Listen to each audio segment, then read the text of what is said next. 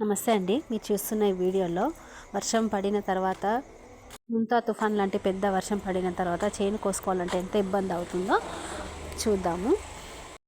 మా చేనులు అయితే 20 రోజులు అవుతున్నాయి. ఇక్కడ ఉన్న వాళ్ళంతా రైతులే.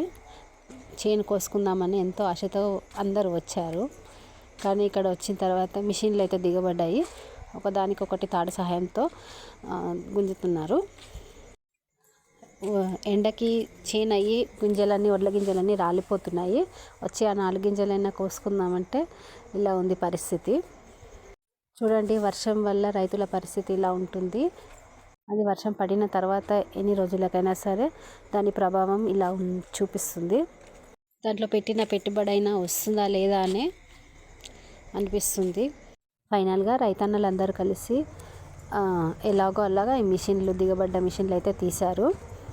మిషన్లు అయితే కొయ్యలేదు, ఇంకా మిషన్లు అయితే వెళ్ళిపోయాయి. ఇంకా బెల్ట్ మిషన్లు ఎప్పుడు వస్తాయో ఎదురు చూసుకుంటూ ఉందాము. వీడియో నచ్చితే లైక్ చేయండి, సబ్స్క్రైబ్ చేయండి.